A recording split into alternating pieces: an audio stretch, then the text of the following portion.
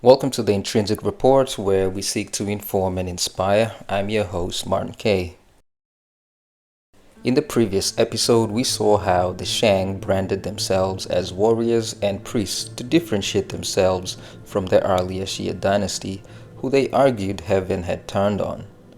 The Shang, in my view, surrendered human agency to heaven's will and subjected reason to ritual. Their territorial expansions weren't merely conquests, they were acts of conversion. However, their religious zeal couldn't fix the inherent flaws of a rigid hereditary monarchy that accrues power and corrupts the crown.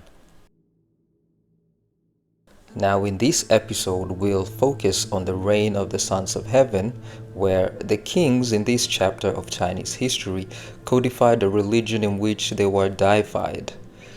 They also introduced land reforms that helped decentralize monarchical authority. Could the claims to divinity and decentralization of power have been the key to stopping corruption at the center all along? Or will it also be the catalyst bringing about the downfall, the ruin of the Sons of Heaven? Let's find out. The Zhou lasted for about 900 years and included the reigns of 37 emperors, making it the longest dynasty in Chinese history. The Zhou dynasty had two distinct periods, one shorter, the other significantly longer. The first phase lasted 275 years, with its administrative capital located in western China, and by this I mean the farthest point west from ancient China's standpoint. The second phase spanned 515 years, with the capital shifted to the eastern part of the country. During the Zhou dynasty, economy, politics, science, and culture were much more illustrious than any other which occurred during the Shang dynasty.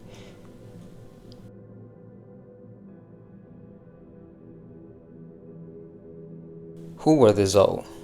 Okay. The Zhou were among the tribes settling along the Wei tributary of the Yellow River Valley under the reigns of the previous dynasties, the Xia and the Shang. As a semi-nomadic clan on the western frontier of the Shang world, the Zhou maintained ancestral rituals and warrior aristocracy, but integrated Shang-style divination, bronze use, and court etiquette. In the 11th century BC, Qin Wen oversaw the expansion of the Zhou. He is credited with organizing a multi-ethnic confederation incorporating northern tribes and disgruntled Shang vassals.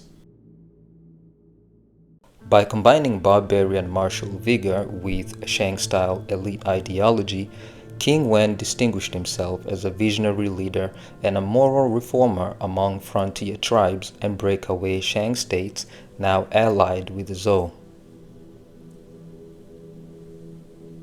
As the Zhou became increasingly powerful, their territories extended eastwards throughout what is present-day Shaanxi and Gansu provinces in central China.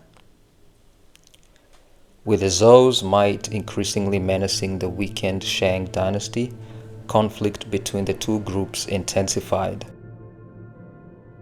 In fulfillment to King Wen's dying wishes, new Zhou leader Ji Faz launched the decisive Battle of Muye, defeating the last Shang king and proclaiming a new dynasty. Ji Faz assumed the title King Wu to mark the beginning of the next cycle of the Chinese civilization called the Zhou. The new Zhou dynasty established its capital westwards in Haojing, in Shaanxi province.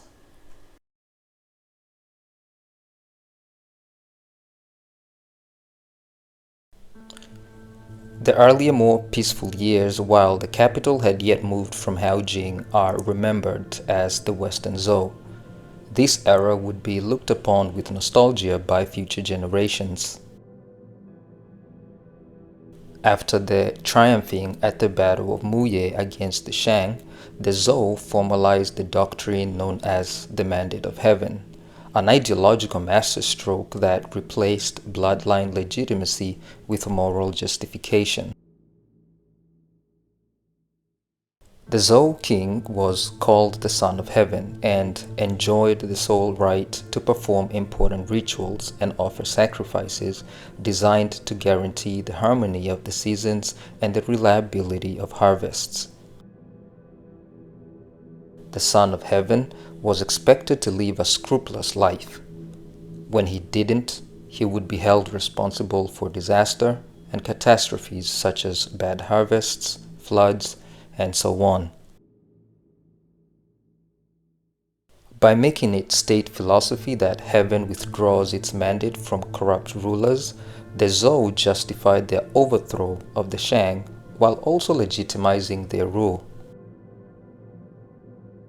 In fact, the Zhou built a new administrative city eastwards in Luoyi, where the deposed Shang noble families could rejoin the Middle Kingdom if they so wished. A grand gesture cementing the Zhou's commitment to moral excellence. In a significant shift from the Shang deity of the Shang Dynasty, the Zhou worshipped Tian, or heaven.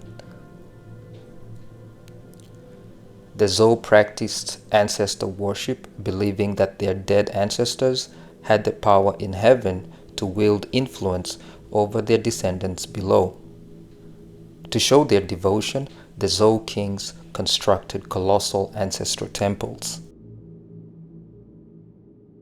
Since sacrifices could only be made by male family members, it was considered disastrous if a noble family had no surviving males to continue to placate their ancestors. The commoners were in contrast polytheistic, worshipping many deities including mountain and river spirits, the rain gods, and the Lord of Thunder, and the Count of the Yellow River.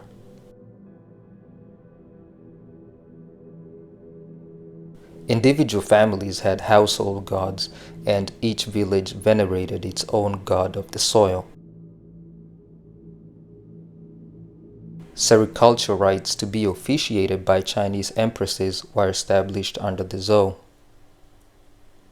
Held in spring, the Sericulture festivities were in honor of the silk goddess Lai Zhu, as well as in celebration of the everyday silk farming women. I must have used this image in the first episode of this series, so here's why we associate dragons with China. The dragon became a symbol of imperial power under the Western Zhou. In Chinese mythology, the dragon is often seen as a benevolent creature associated with water, rain, and fertility.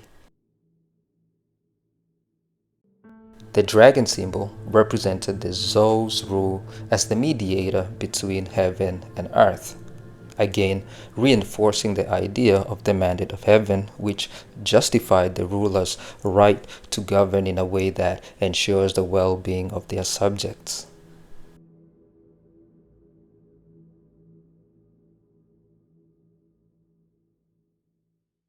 The Western Zhou kings initially focused on defeating rebellions and expanding the realm further.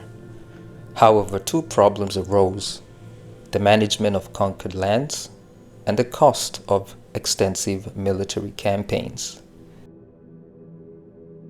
To govern the newly acquired territories, King Wu implemented feudalism. He granted lands to nobles and loyal followers, known as vassals. In return for the land, these vassals were expected to provide military support and loyalty to the Son of Heaven. This loyalty could be secured either through blood oaths or marriage. In turn, the vassal lords would lease the state lands out to commoners who were obliged to till the land and pay the lord for the privilege. They grew wheat, maize, rice, sorghum, beans, and a wide variety of other food crops as well as fruit trees. By establishing a decentralized feudal bureaucracy, which was unprecedented for its time, Wu signaled the moral philosophical breakthrough the Zhou would go down in history for. King Wu's feudal system was effective in managing the vast territories of the Zhou Dynasty during his lifetime and through the reign of the 7th Zhou. However, it gave vassal lords significant autonomy over their lands, which would later lead to conflicts with the central authority in future generations. Of course, the lords were elite warriors. They commanded armies, owned weapons and chariots, and the king was completely dependent on them. The feudalist system also resulted in a growing new serf class. They weren't peasants or slaves, but a productive workforce necessary to the sustenance of the Zhou's new federated aristocratic system.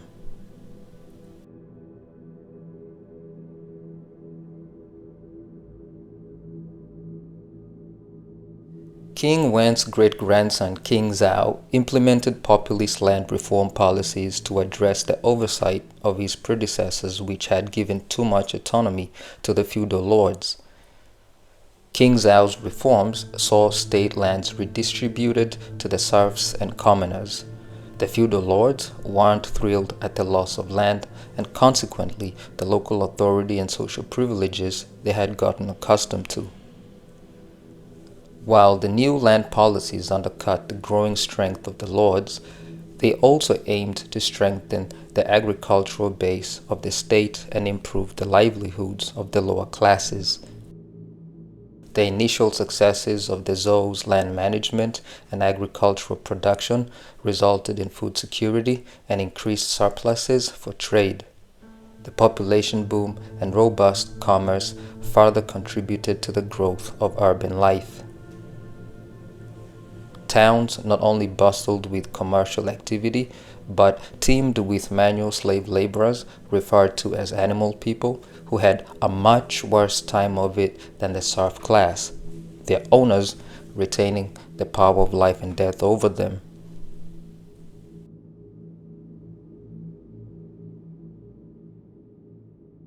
King Mu conducted endless military campaigns out of a reckless passion for conquest. The Zhou had started out as a semi-nomadic warrior tribe who rose to power through military might, an honor Mu may have wanted to reclaim. His travels to the western parts of China brought him into contact with many nomadic tribes like the Quonrong. He would give these barbarians the ultimatum to either join under the Zhou banner or be conquered in war. King Mu's needless provocations thus sowed the seeds of hatred which culminated in a series of invasions by the same nomadic tribes throughout the coming centuries. Moreover, the military campaigns required significant resources, including manpower and supplies. This often led to heavy taxation and conscription, placing a burden on the common people and leading to dissatisfaction. His son King Gong was a pacifist. He was dedicated to developing the economy, unlike his father, who was distracted from governance by meaningless wars. However, his reign was plagued by rebellions among various vassal states. On one occasion, he conducted a military raid on the state of Muye to acquire women for his harem. Excessive but a forceful reminder to other states of the consequences of disloyalty. By the rule of King Li, the corruption and decadence of the Zhou crown was brazen. In wide-sweeping legal reforms, Li unwisely raised taxes to pay for his pleasures and vices. Upon realizing that the new land rights they had come to enjoy now attracted higher taxes, the peasants, turned on the Zhou crown. Mass dissatisfaction exposed King Li to wider dissent and criticism. Rather than reconsider his policies, King Li doubled down. He instated new laws which allowed him to execute critics and dissenters. Inevitably, a revolt broke out, led by three powerful feudal lords, the Duke of Zhao, Shao, and Jin, who embodied the resentment of vassal lords over their waning authority. As the revolt gained momentum, it attracted support from various factions, including local leaders and commoners who were disaffected by the king's policies. The revolt concluded in King Li's flight. He would die disgraced while in hiding. This was a watershed moment marking the weakening of the Zhou central authority.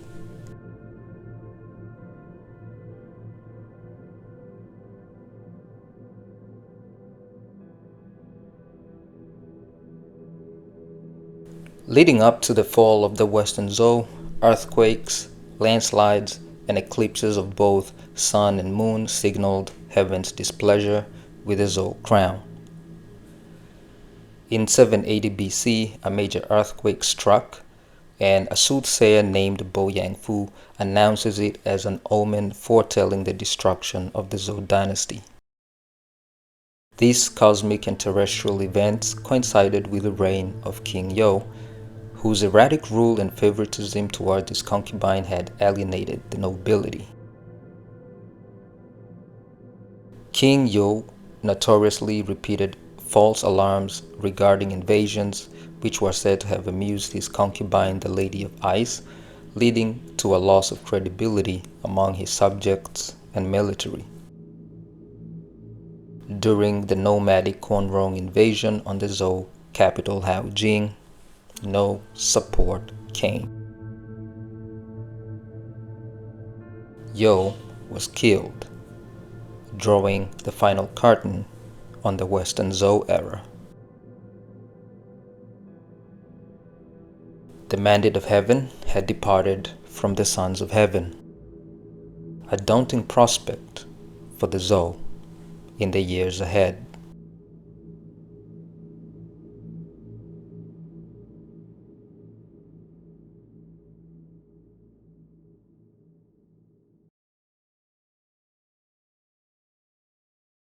In the beginning, when the Zhou defeated the Shang at the Battle of Muye, they made this grand gesture symbolizing their moral virtue as proof of why the mandate of heaven had passed on to them. If you can remember, the Zhou built Luoyi eastwards as a secondary religious and administrative city where the deposed Shang noble families could rejoin the Middle Kingdom if they so wished. Well, the reign of King Yu was the Zhou's undoing. His erratic rule and favoritism towards the Lady of Ice, a concubine, over his queen, alienated the nobility. So in classic aristocratic betrayal, the nobles didn't avail military support during the Quonrong invasion of Haojing. After the sacking of the Zhou capital by the nomadic invaders was complete, King Yu was found dead. The surviving Zhou nobles fled eastwards to Luoyi with the hope of having a fresh start, marking the beginning of the Eastern Zhou period. This would be an era of philosophical and political fragmentation. Many important philosophical schools that still hold sway to Chinese cultures today emerged and flourished during the Eastern Zhou. Unable to regain the prominence of their Western predecessors, the Eastern Zhou descended into centuries of fragmentation, starting with the mild spring and autumn, followed by the volatile warring states eras.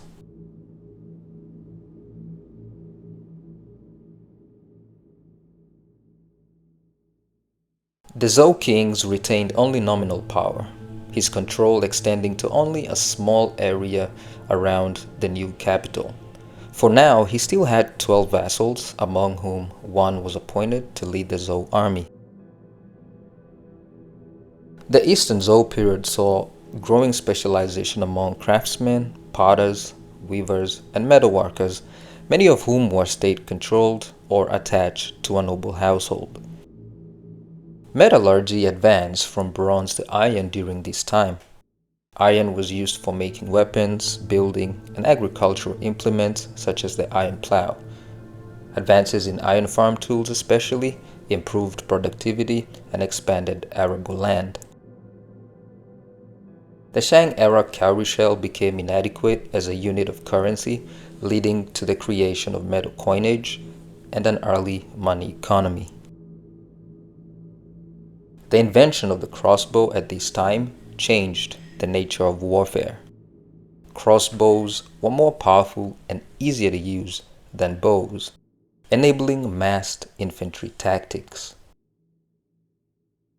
Moving from a noble cavalry warfare to mass conscriptions of commoners wielding the power of crossbows turned the battlefield into something far more deadlier than ancient China was prepared for.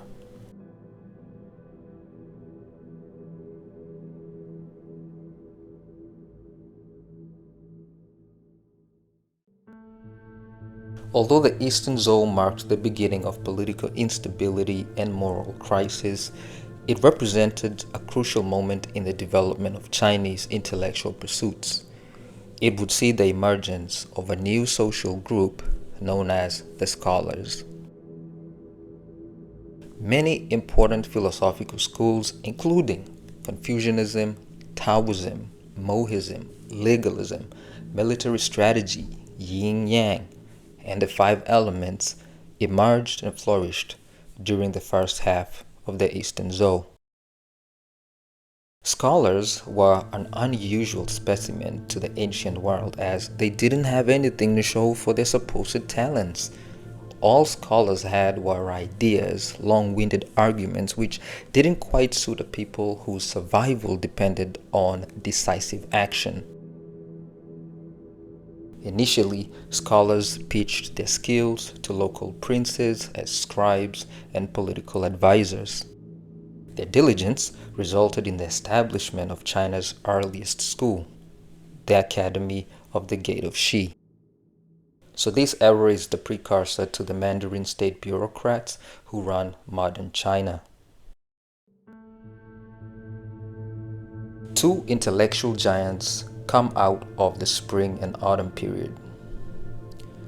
They represented two divergent paths for how the long-lost Zhou Golden Era could be restored to the Middle Kingdom. One offered by the force of law, while the other at the tip of the arrow.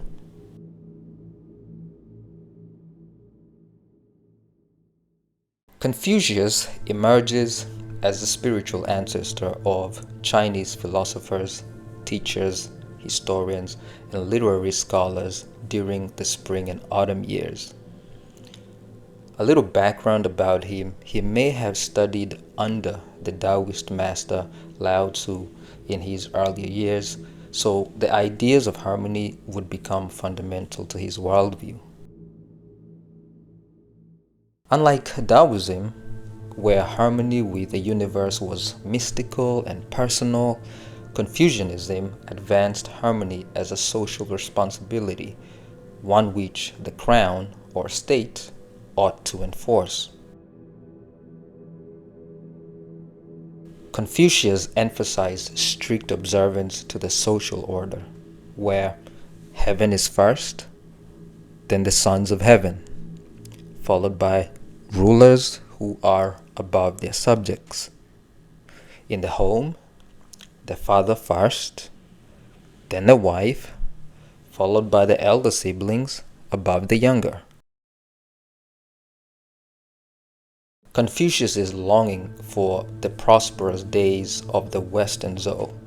The disdain for the disorder and instability of the spring and autumn years in which he lived informed how his teachings developed. His contemporary, Sun Tzu, left his mark on Chinese history as a high military general. As any scholar had to prove their worth at the time, the king of Wu summoned Zhou to the palace and asked him to demonstrate his ability to train soldiers by turning the king's harem of 180 concubines into soldiers. Later, King Wu appointed Zhou as general, and with only 30,000 men, Zhou went on to lead the Wu to victory against the Chu's 300,000 strong army during the Battle of Muye. Zhu's famous Art of War became the definitive work on military strategy and tactics of its time, as well as in later years of Chinese history. Neither Confucius nor Sun Tzu would live long enough to see whose ideas carried the closing days of the Zhou. That said, their impact on Chinese state philosophy has been far more transcendental than they could have ever imagined.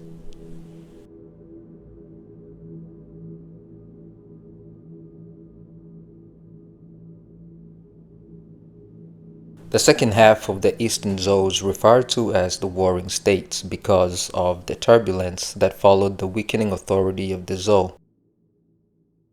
The Zhou kings remained ceremonial figures with no military or fiscal power. Even though the Zhou were still highly regarded as the heavenly intermediaries, their decline in military power was quite apparent. So by 335 BC, various state lords began to assert their autonomy from the Zhou and style themselves as kings.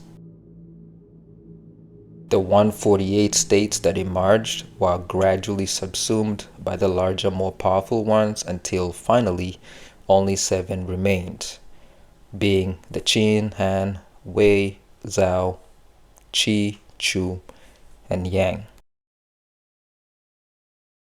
These 7 states would become the warring states after which this violent period is known. So just imagine World War I if it had lasted about 2 centuries or more to get an idea of the scale of violence during China's warring states period.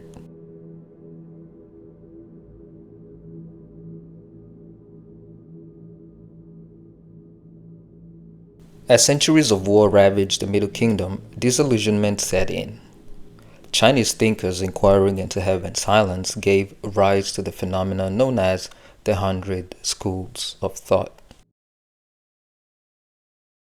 Taoists, for instance, blamed suffering on civilizational ambitions and achievements. They advocated a return to a hunter-gatherer simplicity for natural harmony. The world created by man was bad, its institutions evil. Passivity was the only way to avoid chaos and death. Mohists, on the other hand, blamed the chaos on Confucianism's hierarchical rigidity.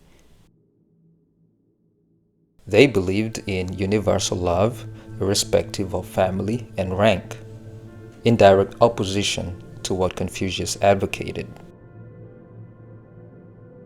They condemned hereditary appointments to public office and the wealthy living in privilege and luxury while others went without food or clothing.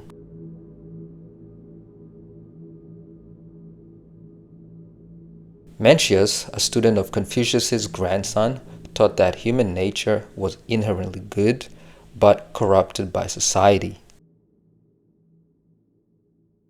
He also taught that society was made up of 2 contemporary groups: the ruling superior men, like the bourgeoisie, and the ruled mean men, the proletariat. This reinforced elitist contempt for the working class, sort of like reverse Marxism. Hunzi believed that man is inherently evil, and that the only remedy to his evil tendencies was the observance of ritual, training, and education. He also advocated for strong authoritarian government. Legalists like Prince Fei of Han figured that the only remediation of man's evil nature was the rule of law. Thus, they argued for hereditary leadership as well as a strong, centralized, and absolute state. To this end, repression was justified. Legalists viewed the learning of music, philosophy, and history as corrupting, so everyone was required to do productive work, whether it be farming, metal forgery, military service, construction, and so on. The 100 schools of thought were all desperate attempts at creating order out of the chaos that had engulfed the Middle Kingdom, and perhaps restore heaven's favor, which the Zhou kings had lost.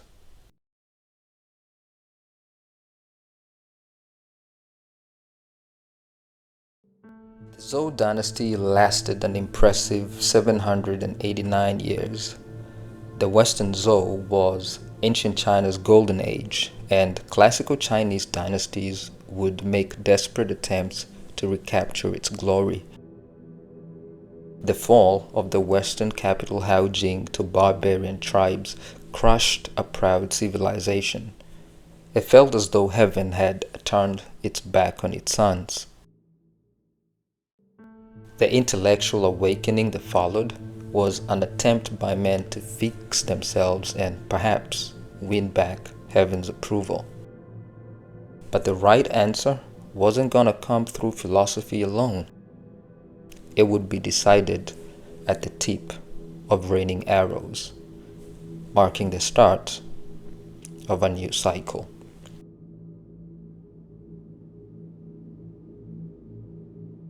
So that's it for the Zhou dynasty. Their claims of divinity and decentralization of monarchical authority didn't quite save them from descending into decadence and tyranny as hoped. This raised more questions and far more answers as to how the wearer of the crown can be saved from corruption so they can be worthy of executing the mandate of heaven. So coming down the pipe is the classical world of the Qin and the Han, who attempt to answer the existential question posed by the collapse of the Zhou. So make sure you're subscribed to be notified when future episodes in this series are released. Alright then, let us know in the comments if you were informed or inspired. I've been your host, Martin K, for the Intrinsic Report. Catch you in the next one.